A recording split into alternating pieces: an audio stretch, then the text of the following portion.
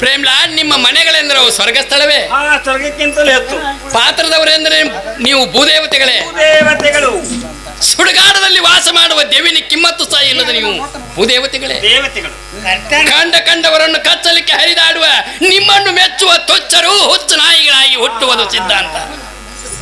ಹಲಾಲ್ ಕೋರ್ನ ಹೇಸಿಗೆ ಬುಟ್ಟಿಯಂತೆ ಸುಳ್ಳು ತುಡುಗು ಮರೆ ಮೋಸ ಮೊದಲು ಮಾಡಿಕೊಂಡು ಒಂದು ಉಳಿಯದಂತೆ ಎಲ್ಲ ಹೇಸಿ ಗುಣಗಳಿಂದ ತುಂಬಿದ ಈ ನಿಮ್ಮ ಒಡಲಗಳು ಹಲಾಲ್ ಕೋರ್ನ ಬುಟ್ಟಿಗಳಿಗಿಂತಲೂ ಭ್ರಷ್ಟವಾದವು. ನಿಜಗುಣ. ಮಾತು ಹೇಳ್ತಾನೆ, ಹೇಳು ಹೇಳು.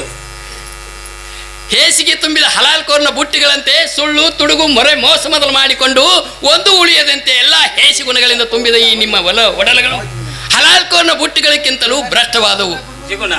ಮತ್ತು ಈ ನಿಮ್ಮ ಇಂಥ ಹೇಸಿಗೆ ಹಡಿಗಳಾದ ಈ ನಿಮ್ಮ ಮನೆಗಳನ್ನು ಪ್ರವೇಶಿಸುವುದೆಂದರೆ ಅನೇಕ ಪ್ರತ್ಯಕ್ಷ ಬಾಗಿಲವನ್ನೇ ಪ್ರವೇಶ ಮಾಡಿದಂತೆ. ಮತ್ತು ಈ ನಿನ್ನ ಹೇಸಿ ಮುಖಕ್ಕೆ ಮುದ್ದಿಡುವರು ಅವರು ಶುದ್ಧ ಮೂರ್ಖರು.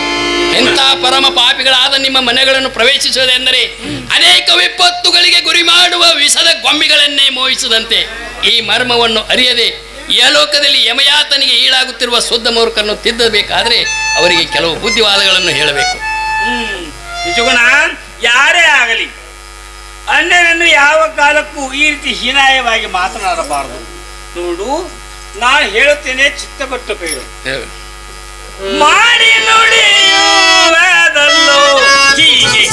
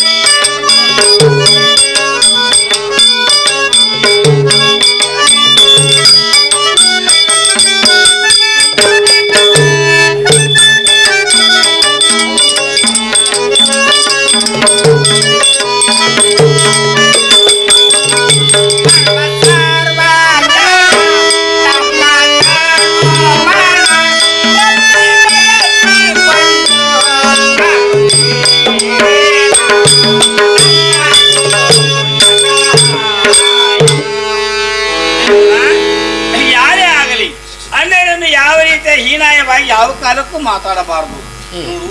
ಪರಹಿತಕ್ಕಾಗಿಯೇ ನಮ್ಮ ಈ ಪುಣ್ಯಕಾಯು ಹುಟ್ಟಿ ಬಂದಿದೆ. ನಮಗೆ ತಂದೆ ಮಗ, ಅಣ್ಣ ತಮ್ಮ, ಮಾವಳಿ ಅನ್ನೋಂಥ ಭೇದ ಭಾವವೇ ಇಲ್ಲ. ಅನ್ನ ಛತ್ರದಲ್ಲಿ ಊಟ ಮಾಡಿ ಹೋಗುವ ಅತಿಥಿಗಳಂತೆ ರಸಿಕ ಜನರು ನಮ್ಮಲ್ಲಿಗೆ ಬಂದು ತಮ್ಮ ಮನೋಇಚ್ಛೆಯನ್ನು ಪೂರ್ಣ ಮಾಡಿಕೊಂಡು ಹೋಗುತ್ತಾರೆ. ಇಂಥವರ ಮನೋಗತವನ್ನು ಅರಿವು ಸಂತೈಸುವ ನಾವೇ ದೇವ ಕಣ್ಣೀರು. ನಮ್ಮನ್ನು ಜರೆಯುವುದನ್ನು ಮೂರ್ಖತನ. ಹೌದಲ್ಲವೇ ಜಗುಣ?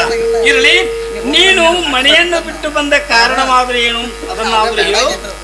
ವಾಹ ಬಲಿಗಾರ್ತಿ, ಹಾ. ವಾಹ ಬಲಿಗಾರ್ತಿ. ಅಭುಕ್ತ ಸುಳ್ಳನ್ನು ಇದು ಕರೆ ಮಾಡಿ ತೋರಿಸುವ ಇಂಥ ವಾಕ್ಚಾತುರ್ಯದ ಒಣಪು ಇರುವುದರಿಂದಲೇ ಒಳ್ಳೊಳ್ಳೆ ಜನರನ್ನು ಮಣ್ಣು ಮುಕ್ಕಿಸುತ್ತಿರುವೆ. ಸಜ್ಜನರು ಗೋದಾನವನ್ನು ಮಾಡಿ ಪುಣ್ಯವನ್ನು ಸಂಪಾದಿಸಿಕೊಳ್ಳುತ್ತಿರುವಂತೆ ಒಬ್ಬ ಮಾಂಸ ಮಾರುತ್ತಿರುವಂಥ ಕಟುಕನು ಆ ಆಕಳನ್ನು ಕಡಿದು ಸಣ್ಣ ಸಣ್ಣ ಚೂರು ಮಾಡಿ ಸಣ್ಣ ಚೂರಿದ ರೂಪದಿಂದ ನಾನು ಗೋದಾನ ಮಾಡುತ್ತೇನೆಂದು ಆ ನುಡಿಯುತ್ತಿರುವ ಕಟುಕನಂತೆ ತಾನು ಮಾಂಸ ಮಾರುತ್ತರ ಸ್ಥಳವು ಪುಣ್ಯ ಸ್ಥಳ, ನನ್ನ ಶರೀರ ಪುಣ್ಯ ಶರೀರ ಎಂದು ನುಡಿಯುವ ಕಟುಕನಂತೆ ದೇವರು ತಮಗೆ ಕೊಟ್ಟಿರುವಂತಹ ಧನ ಧಾನ್ಯದ ಕೆಲ ಅಂಶವಾದರೂ ಪರಹಿತಕ್ಕೆ ಉಪಯೋಗ ಆಗಲೆಂದು ತಿಳಿದು ದಿವ್ಯ ಗುಣದಿಂದ ದಾಸೋಹವನ್ನು ಇಟ್ಟು ತಮ್ಮ ಕೈಯೊಳಗಿದ್ದದ್ದನ್ನು ಕಳೆದುಕೊಳ್ಳುತ್ತಿರುವ ಆ ಪುಣ್ಯಾತ್ಮರ ದಾಸೋಗಕ್ಕೆ ನಿನ್ನ ದಾಸೋಗ ಹೋಲಿಸಿ ಹೇಳ್ತೀಯಲ್ಲ, ನಿನ್ನ ದಾಸೋಗ ಯಾವುದು? ನೋಡು ಹೆಂಡರನ್ನು ಆಗಲಿಕ್ಕೆ ಗತಿ ಇಲ್ಲದೆ ತಿರುಗುತ್ತಿರುವ ಬಡಬಗ್ಗರಿಗೂ ವಿನೋದಕ್ಕಾಗಿ ಬರುತ್ತಿರುವ ಶೆಟ್ಟಿ ಸಾಹುಕಾರ ಜನರಿಗೆ ಈ ನಿನ್ನ ಶರೀರವನ್ನು ಮಾರಾಟ ಮಾಡಿ ನೀನು ದಾನ ಮಾಡ್ತೇನಂತ ಹೇಳ್ತೀಯಲ್ಲ ಪ್ರೇಮಲಾ, ನಿನಗೆ ನಾಚಿಕೆ ಆಗುವುದಿಲ್ಲವೇ? ಪ್ರೇಮಲಾ ಹೇಳ್ತೇನೆ ಕೇಳು. ಹೇಳು, ಚಂದವಾಗಿ ಹೇಳು. ಅಲ್ಲ ಹೇಳ್ತೀನಿ, ಇನ್ನ ಮಾತೈತಿ ಹೇಳು ಹೇಳು, ಸಮಾಧಾನ ಹೇಳು. ಹೇಳ್ತೀನಿ, ನೀನು ನಡಕ ಅಲ್ಲಿ ಮುಂದೆ ಹೇಳಮ್ಮ. ದೇವರು ತಮಗೆ ಕೊಟ್ಟಿರುವಂತಹ ಧನಧಾನ್ಯದ ಕೆಲ ಅಂಶವಾದರೂ ಪರಹಿತಕ್ಕೆ ಉಪಯೋಗ ಆಗಲೆಂದು ದಿವ್ಯ ಗುಣದಿಂದ ದಾಸವನ್ನು ಇಟ್ಟಿರ್ತಾರೆ. ಆದರೆ ನಿಮ್ಮ ದಾಸೋಗ ಯಾವುದು? ನಿಮ್ಮ ಮನೆಗೆ ಬಂದವರಿಗೆ ಅವರಿಗೆ ಕಪಟ ಮೋಹವನ್ನು ಸುರಿಸಿ ಅವರ ಕೈಯಲ್ಲಿದ್ದದನ್ನು ಕಸಿದುಕೊಂಡು ಅವರ ಕೈ ಬರಿಗೈ ಮಾಡಿ ಅವರ ಕೈಯಲ್ಲಿ ಸೊಟ್ಟು ಕಟ್ಟು ಕಳಿಸುವುದು ಇದು ನಿಮ್ಮ ದಾಸೋಗವೇ? ಶಿವ ಶಿವ ಶಿವ ಶಿವ, ಮನೆಯಲ್ಲಿ ಹೆಂಡರಿದ್ದು ಇಂಥ ಸೂಳಿಯರನ್ನು ಮೋಹಿಸ್ತಿರಲ್ಲ, ನೀವು ಎಂಥ ಮೂರ್ಖರಿದ್ದೀರಪ್ಪ. ಊರೆಲ್ಲ ಉಂಡು ಹೋಗಿದ ಪತ್ರಾವಳಿಗಳಾದ ಇಂಥ ಸೂಳಿಯರನ್ನು ಮೋಹಿಸ್ತಿರಲ್ಲ, ನೀವು ಎಂಥ ಮೂರ್ಖರಿದ್ದೀರಿ. ಆಕಳ ಬಣ್ಣಗಳು ಕಪ್ಪು, ಕೆಂದು, ಬಿಳಿ, ಮಾಸ ಹೀಗೆ ಅನೇಕ ಥರವಾಗಿರಬಹುದು. ಆದರೆ ಅವುಗಳಲ್ಲಿರುವಂಥ ಹಾಲಿನ ಸ್ವಾದವೆಲ್ಲ ಒಂದೇ ಥರನಾಗಿರುವುದಿಲ್ಲವೇ? ಏನು ಬಿಳಿ ಆಕಳ ಹಾಲ ಬೆಳ್ಳಗೆ ಸಿಹಿಯಾಗಿದ್ದು ಕರಿ ಆಕಳ ಹಾಲ ಕತ್ತೆ ಗೋತ್ರದಂತ ಹತ್ತುವುದೇ ಇಲ್ಲ. ಆಕಳ ಬಣ್ಣಗಳು ಅನೇಕ ಥರವಾಗಿರಬಹುದು, ಆದರೆ ಅವುಗಳಲ್ಲಿರುವಂಥ ಹಾಲಿನ ಸ್ವಾದವೆಲ್ಲ ಒಂದೇ ಥರನಾಗಿರುವುದಿಲ್ಲವೇ? ಅದರಂತೆ ಪ್ರೇಮಲಾ, ಸ್ತ್ರೀಯರ ಮೈ ಮೇಲಿನ ಬಣ್ಣಗಳು ಅನೇಕ ಥರವಾಗಿರಬಹುದು, ಆದರೆ ನೀವು ಭೋಗ ಮಾಡುತ್ತಿರುವಂತಹ ಸಂಘ ಸುಖದ ಹಿತವಾದ ಒಂದೇ ಥರನಾಗಿರುವುದಿಲ್ಲವೇ? ಈಗ ಇಂದ್ರಲೋಕದಲ್ಲಿ ಇಂದ್ರಾಯಿನಿ ಜೊತೆ ಯಾವ ಭೋಗ ಮಾಡುವಾಗ ಆನಂದವನ್ನು ಪಡುತ್ತಿರ್ತಾನೋ ಅವನ ಆನಂದವನ್ನು ಪಡುತ್ತಿರ್ತಾನ, ಅದೇ ಆನಂದವನ್ನು ಒಂದು ನಾಯಿ ಬೀದಿಯಲ್ಲಿ ಅಡ್ಡಾಡುತ್ತಿರುವಂಥ ಒಂದು ಹೆಣ್ಣಾಯಿ ಜೊತೆ ಭೋಗ ಮಾಡುವಾಗ ಯಾವ ಆನಂದ ಆಗ್ತಿದೆಯೋ ಅದೇ ಆನಂದವನ್ನು ಆ ನಾಯಿಯು ಪಡ್ತಿದೆ. ಅವ ಇಂದ್ರನು ಶ್ರೀಮಂತನಿದ್ದಾನೆ, ಸಾಹುಕಾರ ಇದ್ದಾನೆ ಅಂತೇಳಿ ಅವನಿಗೆ ಹೆಚ್ಚು ಆನಂದ ಇತ್ತು. ನಾಯಿ ಹೀನ ಜನ್ಮದಲ್ಲಿದೆ ಎಂದು ಕಡಿಮೆ ಆನಂದ ಆಗುವುದಿಲ್ಲ. ಎರಡರಲ್ಲಿ ಆಗುವ ಆನಂದ ಒಂದೇ ತರನಾಗಿರ್ತದೆ ಪ್ರೇಮಲ. ಹಾಗಾದ್ರೆ ನಿಜಗುಣ ಇನ್ನ ಐತಿ ಹೇಳು ಹೇಳು ಹೇಳು ಹೇಳು. ರಸಿಕ ಜನರೇ, ನಿಮ್ಮ ಹೆಂಡರಲ್ಲಿ ಇಲ್ಲದಂತ ಲೋಕ ವಿಚಿತ್ರವಾದಂತ ಏನಾದರೂ ಒಂದು ಸ್ವಾದ ಇವಳ ಹತ್ತಿರ ಇರುವುದೇ? ರಸಿಕ ಜನರೇ, ಮನೆಯಲ್ಲಿರುವ ನಿಮ್ಮ ಹೆಂಡರೆಂಬ ತಿಳಿಯಾದ ನೀರನ್ನು ಬಿಟ್ಟು ಬಚ್ಚಲದ ರೊಜ್ಜಿನಂತ ನೀರಿನಲ್ಲಿ ಲಜ್ಜೆ ಇಲ್ಲದೆ ಮುಳುಮುಳುಗಿ ಎದ್ದು ಏಡ್ಸ್ ರೋಗಗಳಿಗೆ ತುತ್ತಾಗುತ್ತಿರುವಂಥ ಈ ದುರಾತ್ಮರಿಗೆ ನಾನು ಇನ್ನೂ ಯಾವ್ಯಾವ ದೃಷ್ಟಾಂತವನ್ನು ಕೊಡಲಿ? ಮೇಲಾಗಿ ಇವರು ಬಂದವರ ಮೇಲೆ ಇವರು ತೋರಿಸುವಂಥ ಪ್ರೀತಿ ಇದಾದ್ರೂ ಕರೆ ಪ್ರೀತಿ ಹತ್ತೀರೇನ್ರಿ? ಕೂಲಿಯವನು ನಿಮ್ಮ ಹೊಲದಲ್ಲಿ ಹಚ್ಚಿರುವಂಥ ಒಂದು ಆಳ ಮನುಷ್ಯನು ಹೇಗೆ ಸೂರ್ಯನ ಹೊತ್ತನ್ನು ನೋಡಿ ಬೇಳೆಗಳೆಯುವನು ಹಾಗೆ ಇವರಾದರೂ ತಮಗೆ ಹಣವ ದೊರೆತು ಕೂಡಲೇ ಯಾವಾಗ ಬೆಳಗಾದೀತೋ ಯಾವಾಗ ಎದ್ದು ಹಾದಿತೋ ಅನ್ನುತ್ತಾ ಈ ಸೂಳಿಯರಿಗೆ ಹೊಚ್ಚದ್ದು ಪ್ರೀತಿ ಮಾಡ್ತಾರಲ್ಲ. ಎನ್ನಾತ್ಮೀಯ ಬಂಧುಗಳೇ, ನಿಮ್ಮಿಂದ ನೀವು ಈ ಸೂಳಿಯರ ಮನೆಗೆ ಹೋದಾಗ ನಿಮ್ಮಿಂದ ಗರ್ಭವಾಗಿ ಇವರು ಜನಿಸಿದ ಮೇಲೆ ನಿಮ್ಮ ಮಕ್ಕಳ ಹಿಂಬಾಲಿ ನೀವೇ ಭೋಗ ಮಾಡಿದೆಂದು ನಿಮ್ಮಲ್ಲಿ ಕೈ ಸಾರಿ ನಿನ್ನ ಮಾತು ಮುಗಿತು. ಹೊಲೆ ಎಂದು ನಮ್ಮನ್ನು ನಿಂದಿಸುವುದು ತರವಲ್ಲ. ಲೋಕದಲ್ಲಿ ತಾಯಿಯ ಹೊಲೆ ನಿಂತ ಮೇಲೆ ಹುಟ್ಟಿದ ಎಲ್ಲರೂ ಹೊಲೆಯರೇ. ಅವರವರ ಕಾಯಕದ ಮೇಲೆ ಜಾತಿ ಸೂತಗಳುಂಟು. ಕಾಶಿ ಕಮ್ಮಾರನಾದ, ಬೀಸಿ ಮಡಿವಾಳನಾದ, ಹಾಸಲಿಕ್ಕೆ ಸಾಲಿಗನಾದ, ವೇದವನೋದಿ ಹಾರುವನಾದ, ಅವರವರ ಕಾಯಕದ ಮೇಲೆ ಜಾತಿ ಸೂತಗಳುಂಟು. ಎಲ್ಲರೂ ತಾಯಿಯ ಹೊಲೆ ನಿಂತ ಮೇಲೆ ಹುಟ್ಟಿದವರ ಮೇಲೆ ನಾವೆಲ್ಲರೂ ಹೊಲೆಯರೇ ಎಂಬುದನ್ನು ನೀನು ನೆನಪಿನಲ್ಲಿಟ್ಟುಕೋ. ಸುಮ್ಮನೆ ಬಿಸು. ನೀನು ನಿನ್ನ ಅರಮನೆಯನ್ನು ಬಿಟ್ಟು ಬರಬೇಕಾದ್ರೆ ನೀನು ಇಲ್ಲಿ ಯಾವ ಕಾರಣಕ್ಕಾಗಿ ಬಂದಿರುವೆ ಅದನ್ನಾದ್ರೂ ಹೇಳು ನೋಡೋಣ. ನಾನು ಯಾವ ಕಾರಣಕ್ಕೆ ಬಂದಿದ್ದೇನೆ ಅಂದ್ರೆ, ಬಹುರೂಪ ಸಂಸಾರ ಸಾಧಿಸಿ ಶಿವರೂಪ ಸದ್ಗತಿಯನ್ನು ಹೊಂದಲಿಕ್ಕೆ ಬಂದಿದ್ದೆ. ಶಿವರೂಪ ಸದ್ಗತಿಯನ್ನು ಹೊಂದಲಿಕ್ಕೆ ನೀನು ಆ ಮನೆಯನ್ನು ತ್ಯಾಗ ಮಾಡಿ ಇಲ್ಲಿಗೆ ಬಂದಿರುವಿ. ಹೌದು. ಅಂದ ಮೇಲೆ ಶಿವರೂಪವಾಗಬೇಕಾದ್ರೆ ಶಿವನಂತೆ ಜಡೆಯಲ್ಲಿ ಒಂದು ಹೆಣ್ಣು, ತೊಡೆಯಲ್ಲಿ ಒಂದು ಹೆಣ್ಣು, ಎರಡು ಹೆಣ್ಣುಗಳು ಇರಲೇಬೇಕಲ್ಲವೇ ಪ್ರೇಕರ? ಪ್ರೇಮ್ಲಾ, ಇದೇನು ಕೋಣಿಯ ದೇವು ಬಿಡಿಸಿಕೊಂಡು ಬರುವುದರೊಳಗಾಗಿ ಈ ಓಣಿಯ ದೇವು ಬೆಂತು ಬಿತ್ತು. ನನ್ನ ಸದ್ಗುರು ಮಹಾರಾಜನು ಇವರ ಸೇವೆಯನ್ನು ಮಾಡುತ್ತಾ ಇವರ ಹತ್ತಿರ ಇರೆಂದು ಹೇಳಿ ಹೋಗಿರುವೆನು. ಹೌದು. ಅದಕ್ಕಾಗಿ ನಾನು ಇಲ್ಲಿಂದ ಬಿಟ್ಟು ಹೋಗಲಿಕ್ಕೆ ಬರುವಂತಿಲ್ಲ. ಯಾಕೆಂದರೆ ಶ್ರೀ ಗುರು ವಚನೋಪದೇಶವನ್ನು ಆಲಿಸಿದಾಗಲಹುದು ನರರಿಗೆ ಮುಕ್ತಿ ಅಂತ ಹೇಳಿದಾರಲ್ಲ, ಆ ಶ್ರುತಿವಾಣಿಯ ನಾನುಡಿಯಂತೆ ನಾನು ನನ್ನ ಗುರುವಿನ ಆಜ್ಞಾ ಪರಿಪಾಲನೆ ಮಾಡುವುದು ನನ್ನ ಆದ್ಯ ಕರ್ತವ್ಯ. ಮಾಡು. ಹೌದಲ್ಲ? ಅದಕ್ಕಾಗಿ ನಾನು ಇಲ್ಲಿಂದ ದಾಟಿ ಹೋಗಲಿಕ್ಕೆ ಬರುವಂತಿಲ್ಲ. ಇಲ್ಲೇ ಇದ್ದರೆ ನಿನ್ನ ಉಪದ್ರಂತೂ ತಪ್ಪುವಂತಿಲ್ಲ. ಭಲೆ ಭಲೆ ಗುರು ಸಮರ್ಥ, ನನ್ನ ಮನಸ್ಸಿನ ಪರೀಕ್ಷೆ ಮಾಡಬೇಕೆಂಬುದು ನಿನ್ನ ಉದ್ದೇಶ ಇರುವುದೇನು? ಮಾಡು ಮಾಡು. ಈ ನಿನ್ನ ಮನಸ್ಸಿನ ತೇರ್ಗಡೆಯಲ್ಲಿ ನಾನು ಪಾಸಾಗಿ ಆ ನಿನ್ನ ಕರುಣಿಗೆ ನಾನು ಪಾತ್ರನಾಗುತ್ತೇನೆ. ತಾಯಿ ಜೀವನ, ನೀನು ನನಗೆ ತಾಯಿಯನ್ನು ಬೇಡ, ನೀನು ನನಗೆ ತಾಯಿಯ ಸ್ವರೂಪ. ನಿನ್ನ ಪ್ರೇಮರತಿಯಿಂದ ನನ್ನ ಅಲ್ಲಿ ಹೊಟ್ಟೆಯಲ್ಲಿ ಹುಟ್ಟಿದಂಥವರಿಗೆ ನಾನು ತಾಯಿಯಾಗುತ್ತೇನೆ. ನನಗೆ ತಾಯಿ ಎನ್ನುವ ಬದಲು ಪ್ರಿಯ ಎಂದು ಸಂಬೋಧನೆ ಮಾಡಿ ಮಾತಾಡುತ್ತೇನೆ. ಪಾತ್ರದ ನಾರಿ, ಪ್ರೀತಿ ಇಲ್ಲದ ವಸ್ತುವಿಗೆ ಯಾರಾದರೂ ಪ್ರಿಯ ಪ್ರಿಯ ಎಂದು ಕರೆದದ್ದುಂಟೆ? ನೀನೊಬ್ಬಳೇ ಅಲ್ಲ, ಜಗತ್ತಿನಲ್ಲಿರುವಂಥ ಎಲ್ಲ ಸ್ತ್ರೀ ಜಾತಿ ನನ್ನ ಅಕ್ಕ ತಂಗಿ ತಾಯಿಯರು ಮತ್ತು ನನ್ನ ತಾಯಿ ಎಂದು ತಿಳಿದು ನಡೆಯತಕ್ಕವನು. ನೀನು ಶುದ್ಧ ಕನ್ಯೆಯಾದರೂ ಇರು, ಬದ್ಧ ಕನ್ಯೆಯಾದರೂ ಇರು, ನನಗೆ ಸಂಸಾರದ ಸುದ್ದಿಯೇ ಸಾಕಾದ ನನಗೆ ನನ್ನ ಇಂದ್ರಿಗಳ ಸತ್ತು ಹೋಗ್ಯಾವ ಅಂದ ಮೇಲೆ ನನ್ನ ತಗೊಂಡು ಏನು ಮಾಡಾಕಿ? ನೀನು ಶುದ್ಧ ಕನ್ಯೆಯಾದರೂ ಇರು, ಬದ್ಧ ಕನ್ಯೆಯಾದರೂ ಇರು, ಸಂಸಾರದ ಸುದ್ದಿಯೇ ಸಾಕಾದ ನನಗೆ ನಿನ್ನ ಶುದ್ಧ ಅಶುದ್ಧದ ನಿರ್ಣಯ ಅದು ನನಗೆ ಬೇಕಾಗಿಲ್ಲ. ನೋಡಮ್ಮ ಪ್ರೇಮ್ಲಾ, ಸುಟ್ಟ ಅರಿವಿಯಲ್ಲಿ ಏನು ಕಟ್ಟಿಕೊಳ್ಳಲಿಕ್ಕೆ ಬಾರದಂತೆ ಹೆಣ್ಣು ಹಣ್ಣು ಮಣ್ಣು ಇವು ಮೂರರ ಮೇಗಿನ ಮೋಹವನ್ನು ಸುಟ್ಟರವಿ ಅಂತ ಆಗಿರುವ ನನ್ನನ್ನು ಕಟ್ಟಿಕೊಂಡು ನೀನು ಮಾಡುವುದಾದ್ರೂ ಏನು? ಮುಂದೆ ಕೊಟ್ಟು ಹೇಳುವುದು ಏನು ನಿಜಗುಣ? ನನ್ನ ಮುದ್ದು ಮಗಳು ಸ್ವಲ್ಪ ಮಟ್ಟಿಗೆ ಆದ್ರೆ ತನ್ನ ದಿವ್ಯ ಕಾಯವನ್ನು ನಿನಗೆ ಮುಟ್ಟಿಸಬೇಕೆಂದು ನನ್ನ ಮಗಳು ನಿನಗೆ ಒಪ್ಪಿಸಲಿಕ್ಕೆ ಬಂದ್ರಿ. ಅವಳಿಗೆ ಅಂತ ಕತ್ತೆ ಇಂಥ ಕತ್ತೆ ಎಂದು ಕಡೆಗೆ ಕಾಲು ಬಿಟ್ಟು ಕತ್ತೆ ಎಂದು ದಿಕ್ಕರಿಸಿ ದೂರಿಸಿರುವುದು ನಿನಗೆ ಚಂದ ಕಾಣುತ್ತೆ ನಿಜಗುಣ. ಇಲ್ಲಿ ನಿಜಗುಣ, ನೀನು ಮಳೆಯನ್ನು ಬಿಟ್ಟು ಬಂದ ಕಾರಣ ಶಿವರೂಪ ಸದ್ಗತಿಯನ್ನು ಹೊಂದಲು. ಹೌದು, ಶಿವರೂಪ ಸದ್ಗತಿಯನ್ನು ಹೊಂದಬೇಕಾದ್ರೆ ಅದು ಬೇರೆ ಎಲ್ಲಿಯೂ ಇಲ್ಲ. ಆ ಶಿವನ ಕೈಲಾಸ, ವಿಷ್ಣುವಿನ ವೈಕುಂಠ, ಬ್ರಹ್ಮನ ಸತ್ಯಲೋಕ, ಇವು ಮೂರು ಬೇರೆ ಎಲ್ಲಿಯೂ ಇಲ್ಲ, ಹೆಣ್ಣಿನ ಶರೀರದಲ್ಲಿ ಇವೆ. ಹೇಳುತ್ತೇನೆ, ಚಿತ್ತಗೊಟ್ಟು ಕೇಳು. ಹೇಳು.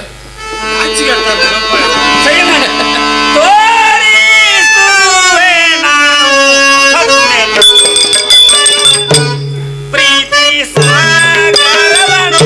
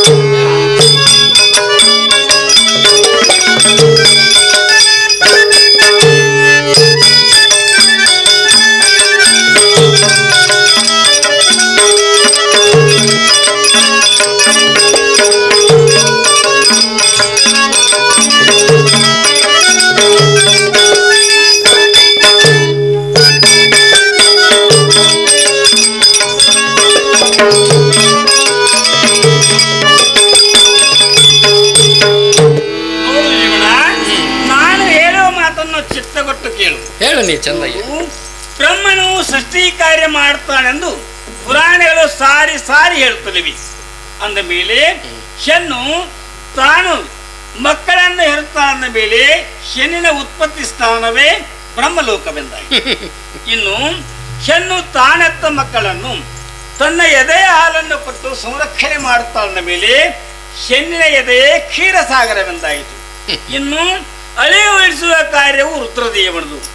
ಸರ್ವಾಂಗಗಳಲ್ಲಿ ಶ್ರೇಷ್ಠವಾಗಿರುವಂತ ಈ ನೇತ್ರಸ್ಥಾನಗಳ ಮಧ್ಯದಲ್ಲಿರ್ತಕ್ಕಂಥ ಈ ಭ್ರುಕುಟಿ ಸ್ಥಾನವೇ ಆ ಶಿವನ ಕೈಲಾಸವೆಂದಾಯಿತು. ಹೀಗೆ ಒಂದು ಹೆಣ್ಣಿನ ದರ್ಶನವಾದರೆ ಈ ಮೂರು ಲೋಕಗಳ ದರ್ಶನವಾದಂತೆ ಆಗುತ್ತದೆ. ಸುಮ್ಮನೆ ನೀನು ಮನೆಯ ಆ ಹೆಣ್ಣನ್ನು ಬಿಟ್ಟು ಬಂದದ್ದು ಒಳ್ಳೆಯದೇ ಆಯಿತು. ನಿನ್ನ ಪೂರ್ವ ಪುಣ್ಯ ಹೆಚ್ಚಿಲ್ಲದೆ ಅದಕ್ಕೆ ಸಂಪೂರ್ಣ ಲಾವಣ್ಯ ತುಂಬಿರುವಂತ ನನ್ನ ತುಂಬಿದ ಪ್ರಾಯವನ್ನು ನಿನಗೆ ಅರ್ಪಿಸುತ್ತಲೇ. ಅಂದರೆ ನೀನು 2 ಹೆಣ್ಣುಗಳನ್ನು ಪಡೆದು ನೀನು ಭಾಗ್ಯವಾನಾಗುವುದಿಲ್ಲವೇ? ಹೇಳು ಪ್ರೇಕರ, ಹೇಳು. ಭಲೆ ಭಲೆ ಪ್ರೇಮ್ಲಾ, ಇಂಥ ಮಾಟದ ಆಟ ಇದ್ದಲ್ಲೇ ಅಜ್ಞಾನಿ ಜನರು ನಿನ್ನನ್ನು ಬಿಟ್ಟು ಅಗಲಲಲ್ಲರು. ಸುಂದರವಾದ ಹೆಣ್ಣು ದೊರಕುವುದರಿಂದ, ಹೊಣ್ಣ ತುಂಬಿದ ಕೊಡವು ದೊರಕುವುದರಿಂದ ಮತ್ತು ಬಂಜಿಗೆ ಗಂಡು ಮಗು ಹಡಿಯುವುದರಿಂದ ಅವರ ಮನಸ್ಸಿನಲ್ಲಿ ಯಾವ ಆನಂದ ಆಗುತ್ತಿದೆಯೋ ಅದಕ್ಕೆ ಸುಖ ಅನ್ನುತ್ತಾರೆ ಎಂದು ಅಜ್ಞಾನಿ ಜನರು ಕೌತುಕ ಪಡುವಂತೆ ಆ ಸುಖದ ಇಚ್ಛೆಯನ್ನು ನೀನು ಹೇಳ್ತೀಯಲ್ಲ ಪ್ರೇಮ್ಲಾ. ನಿಮ್ಮಂಥ ವಿರಕ್ತರಿಗೆ ಆ ಸುಖವು ಯಾತ್ರೆಯಿಂದ ಉಂಟಾಗುವುದು ಮತ್ತು ಏನು ದೊರೆಯುವುದರಿಂದ ಸುಖ ಉಂಟಾಗುವುದು ಎಂದು ನೀನು ಹೇಳುತ್ತೀಯಲ್ಲ. ಈ ಸಂಸಾರ ಎಂಬ ಸಾಗರದಲ್ಲಿ ಕಷ್ಟದಿಂದ ಬಳಲುತ್ತಿರುವಂತಹ ಈ ಹೀನ ಮನುಷ್ಯರಿಗೆ ಆ ವಿರಕ್ತರು ಭೋಗಿಸುವಂತಹ ಸತ್ಯ ಸುಖ, ಪಾರಮಾರ್ಥದ ಸುಖ ಇಂಥ ಗೂಯಿಗಳಿಗೇನು ಗೊತ್ತಾಗಬಲ್ಲದು ಪ್ರೇಮ್ಲಾ. ಈ ಜಗತ್ತಿನಲ್ಲಿ ಪರಿಪರಿಯ ಪಕ್ವಾನ್ನಗಳಿದ್ದರು ಆ ಒಂದು ಹಂದಿಯು ತಾನು ಮೇಯುತ್ತಿರುವ ಆ ಹೊಲಸೆ ಮೇಲಾದ ಪಕ್ವಾನ್ನವೆಂದು ಬಣ್ಣಿಸುವಂತೆ ಆಕಾಶದಲ್ಲಿ ಹಾರುತ್ತಿರುವ ಆ ರಣಹದ್ದು ಕೊಳೆತು ನಾರುವ ಸತ್ತು ನಾರುವಂತ ಆ ಪ್ರಾಣಿಯ ಕೊಳಿತ ಮಾಂಸವೇ ಮೇಲಾದ ಪಕ್ವಾನ್ನವೆಂದು ಅದಕ್ಕೆ ಎರಗುವಂತೆ ಪ್ರೇಮ್ಲಾ, ನಿನ್ನ ಕೂದಲಿನಲ್ಲಿ ಇಟ್ಟಿದೆಯಲ್ಲ ತರತರದ ಪರಿಮಳ ಹೂಗಳನ್ನು, ಆ ಪರಿಮಳದ ಸುಖ ಸವಿಯಲಿಕ್ಕೆ ಬಾರದೆ ನಿನ್ನ ಕೂದಲಿಗೆ ಮೆತ್ತಿದಂತ ಆ ಹೆಡಸೆ ಮೇಲಾದ ಪಕ್ವಾನ್ನವೆಂದು ಬಣ್ಣಿಸುವಂತೆ ಆ ಹೆಣ್ಣು ಹೇನಿನಲ್ಲಿ ಈ ನಿನ್ನ ಹೆಣ್ಣು ಹೇನಿನಲ್ಲಿ ಹಡೆದಿಡುವುದೇ ಮೇಲಾದ ಸುಖವೆಂದು ಬಣ್ಣಿಸುತ್ತಿರುವಂತಹ ಈ ನೀಚ ಮನುಜರಿಗೆ ನಾನು ಇನ್ನೂ ಯಾವ್ಯಾವ ದೃಷ್ಟಾಂತವನ್ನು ಕೊಡಲಿ ಪ್ರೇಮ್ಲಾ. ಈ ನಿನ್ನ ಗರ್ಭಸ್ಥಾನವು ಪ್ರತ್ಯಕ್ಷ ಯಮಲೋಕ ಮತ್ತು ಪ್ರತ್ಯಕ್ಷ ನರಕದ ಮನೆ ಎಂದು ಹೇಳುವುದರಲ್ಲಿ ಸಂದೇಹವಿಲ್ಲ. ಯಾಕೆಂದರೆ ಈ ಲೋಕದಲ್ಲಿ ಪಾಪ ಮಾಡಿದಂಥ ಕರ್ಮಿಗಳಿಗೆ ಆ ಯಮಲೋಕದಲ್ಲಿ ನರಕ ಕುಂಡಲವು ಅದೇ ಎಂದು ಹೇಳುವುದಾದರೆ ಅದು ಬೇರೆ ಎಲ್ಲಿ ಇಲ್ಲ. ಈ ನಿನ್ನ ಗರ್ಭಸ್ಥಾನವೇ ಪಾಪಿಗಳಲ್ಲಿ ಕುಂಡಿರುವಂತಹ ನರಕ ಕುಂಡವು ಪ್ರೇಮ್ಲಾ. 9 ತಿಂಗಳು ನಿನ್ನ ಹೊಟ್ಟೆಯಲ್ಲಿ ಕುಂತ ಕೂಸು ಎಷ್ಟು ಅನುಭವಿಸ್ತಿದೆ ಕಷ್ಟ ಅದು ಗೊತ್ತೇನು ನಿನಗೆ? ಹೇಳು. ಮಳೆ ಹಣ್ಣಿನಿಂದಾಗಲಿ ಅಥವಾ ಮುಂಜಿನುಬ್ಬಳಿಯಿಂದಾಗಲಿ ಈ ಭೂಮಿಗೆ ಬಿದ್ದು ಧಾನ್ಯವಾಗಿ ಬೆಳೆದು ತದ್ದಾನ್ಯದೊಳಗೆ ಕುದ್ದು ಅದು ಅನ್ನವಾಗಿ ಬೆಳೆದು ಪುರುಷನ ಗರ್ಭಕ್ಕೆ ಹೋಗಿ ವೀರ್ಯವಾಗಿ ಪಳಿದು ಸ್ತ್ರೀ ಪುರುಷ ಸಂಗಮ ಕಾಲಿನಲ್ಲಿ ಸ್ತ್ರೀಯಳ ರಜಸಿನೋಳು ಬೆರೆದು ಪಂಚರಾತ್ರಿಗೆ ಬುಧಾಕಾರವಾಗಿ 1 ತಿಂಗಳಿಗೆ ಮಾಂಸ ಹಿಡಿಕೆ ರೂಪವಾಗಿ 2 ತಿಂಗಳಿಗೆ ಒಂದು ಮೊದಲು ಶಿರ ಹುಟ್ಟುವುದು, 3 ತಿಂಗಳಿಗೆ ಉಗುರ ಮತ್ತು ರೋಮ ಹುಟ್ಟುವುದು, 4 ತಿಂಗಳಿಗೆ ಎಲುಬುಗಳು ಬೆಳೆಯುವವು, 5 ತಿಂಗಳಿಗೆ ಜೀವ ಚೈತನ್ಯವಾಗುವುದು. ಅದಕ್ಕಾಗಿ ಹೆಣ್ಣು ಮಕ್ಕಳಿಗೆ ಸೀಮಂತ ಕಾರ್ಯವನ್ನು ಯಾಕೆ ಮಾಡ್ತಾರ ಅಂದ್ರೆ ಪರಮಾತ್ಮನು ಅಲ್ಲಿ ಪ್ರವೇಶ ಆಗ್ತಾನೆ, ಅದಕ್ಕಾಗಿ ಜೀವ ಚೈತನ್ಯವಾಗುತ್ತದೆ. 6 ತಿಂಗಳಿಗೆ ಪಿಂಡ ಬಲಿಯುತ್ತಿದೆ. 7-8 ಮಾಸಗಳಲ್ಲಿ ತನ್ನ ಹಿಂದಿನ ಜನ್ಮದಲ್ಲಿ ಮಾಡಿದ ಆ ಪಾಪ ಪುಣ್ಯದ ಅರುವಾಗಿ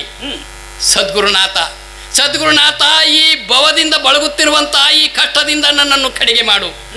ನನ್ನನ್ನು ಇನ್ನೊಮ್ಮೆ ಈ ಹೆಣ್ಣಿನ ಗರ್ಭಸ್ಥಾನದಲ್ಲಿ ನನ್ನನ್ನು ಹಾಕಬೇಡ ತಂದೆ. ಇಲ್ಲಿ ನಾನು ಭೋಗಿಸುತ್ತಿರುವ ಆ ಕಷ್ಟ ಒಂದಿಲ್ಲ ಎರಡಲ್ಲ, ಮಲ ಮೂತ್ರ ಮಜ್ಜೆ ರಕ್ತ ಮೊದಲಾದ ಕಿವಾಗಿ ಹೊಲಸನಾರುವ ಈ ನಿನ್ನ ಗರ್ಭಸ್ಥಳದಲ್ಲಿ ಕುಕುಟಾಸನದಲ್ಲಿ ಕೈ ಬಿಗಿದು ಒಂದು ದಿನ ನಾವು ಇಲ್ಲಿ ಕುಂಡ್ರಬೇಕಾದ್ರೆ ಎಷ್ಟು ತ್ರಾಸ ಆಗ್ತದೆ. 9 ತಿಂಗಳವರೆಗೆ ನಿನ್ನ ಗರ್ಭದಲ್ಲಿ ಕುಂಡ್ರಬೇಕಾದ್ರೆ ಪಾಪ ಮಾಡಿದಂತ ಪಾಪಿಗಳಿಗೆ ನಿನ್ನ ಗರ್ಭ ಪ್ರವೇಶವಾಗುವುದು. ನೋಡು, ಪುನರಪಿ ಜನನಂ ಪುನರಪಿ ಮರಣಂ ಯಾವ ಕಾಲಕ್ಕಾದ್ರೂ ಇದ್ದದ್ದನೆ. ಇವತ್ತು ಯಾಕೆ ಹುಟ್ಟೈತೆ ಅಂತಂದ್ರೆ ಅದು ಸಾಯ್ಲಿಕ್ಕೆ, ಸತ್ತದ್ದು ಮತ್ತೆ ಹುಟ್ಟಲಿಕ್ಕೆ ಬೇಕು. ಹುಟ್ಟದಂತ ಈ ಕಾಲಚಕ್ರವನ್ನು ತಪ್ಪಿಸಲಿಕ್ಕೆ ಹರಿಹರ ಸುರಮನೆಗಳಿಂದ ಕೂಡ ಆಗದ ಮಾತು, ಇಲ್ಲದ ವೇದಾಂತದ ಮಾತುಗಳನ್ನು ಹೇಳಬೇಡ.